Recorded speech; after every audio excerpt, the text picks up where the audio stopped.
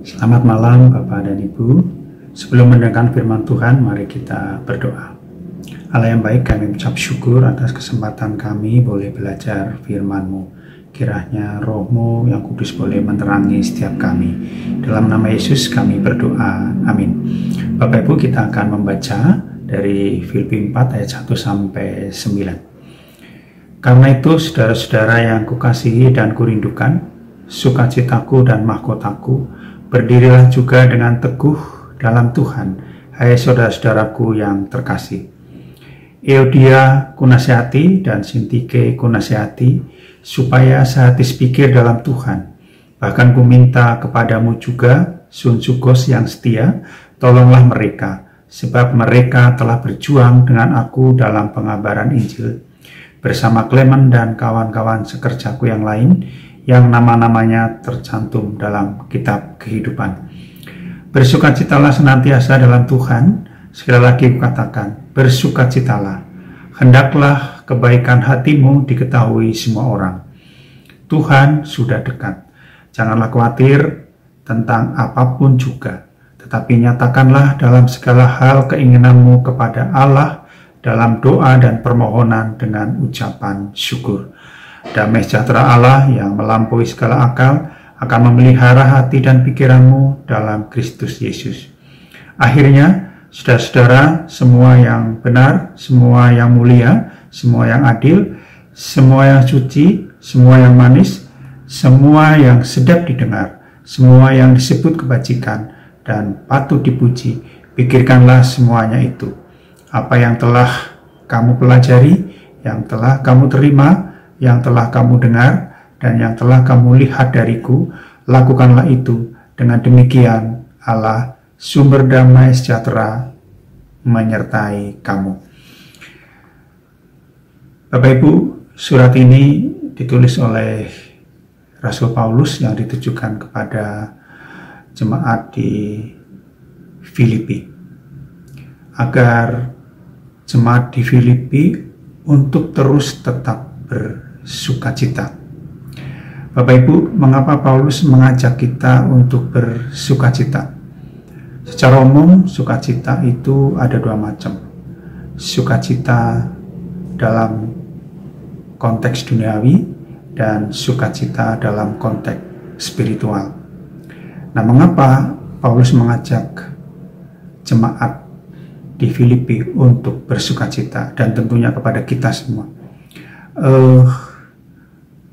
Yang mendasar dari konteks ini, Paulus ingin menyampaikan bahwa sukacita itu adalah indikator yang mencerminkan spiritual kita.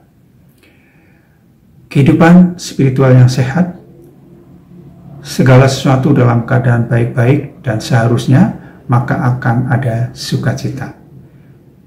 Tetapi kalau terdapat permasalahan di dalam kehidupan spiritual, maka sukacita akan segera menghilang.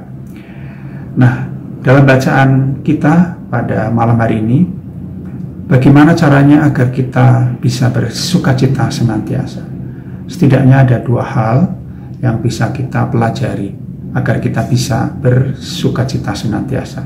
Pertama, kita harus berdiri teguh di dalam Tuhan, seperti yang kita baca dalam ayat 1 bagian B. Berdirilah juga dengan teguh dalam Tuhan, hai saudara-saudaraku yang terkasih. Bagaimana kita bisa bersukacita kalau kita tidak punya pegangan yang teguh? Dan pegangan yang teguh kita adalah Tuhan. Kalau kita di dalam Tuhan, maka kita bisa hidup dalam sukacita senantiasa. Itu yang pertama. Dan yang kedua,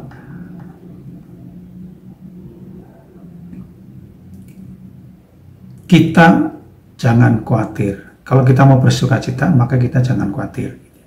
Kalau kita baca kembali dalam ayat yang ke-6, janganlah khawatir tentang apapun juga, tetapi nyatakanlah dalam segala hal keinginanmu kepada Allah dalam doa dan permohonan dengan ucapan syukur.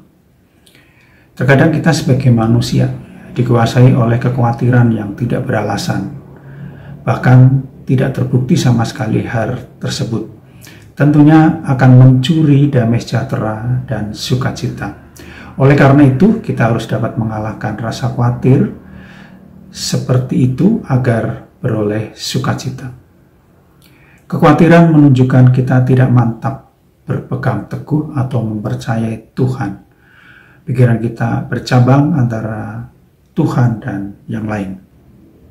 Kekhawatiran akan menggerogoti pikiran dan iman kita sehingga membuat kita tidak bertumbuh, sama seperti benih yang ditaburkan di tengah semak duri. Kekhawatiran membuat kita tidak akan beroleh apa-apa dari Tuhan. Karena itu, agar memperoleh kebahagiaan, kita harus membuang rasa khawatir yang tidak beralasan dan mengisi pikiran kita dengan semua yang benar, semua yang mulia, semua yang adil, semua yang suci, semua yang manis, semua yang sedap didengar, semua yang disebut kebajikan dan patut dipuji. Filipi 4 ayat 8. Tuhan memberkati. Mari kita berdoa. Allah yang baik, kami ucap syukur atas firman Tuhan. Biarlah kami terus boleh belajar agar dalam kehidupan kita boleh terus ada dalam sukacita senantiasa, karena kami boleh percaya dan beriman dan berpegang teguh kepada Tuhan dan tidak khawatir dalam kehidupan kami sehari-hari. Terima kasih Tuhan, dalam nama Yesus kami berdoa. Amin.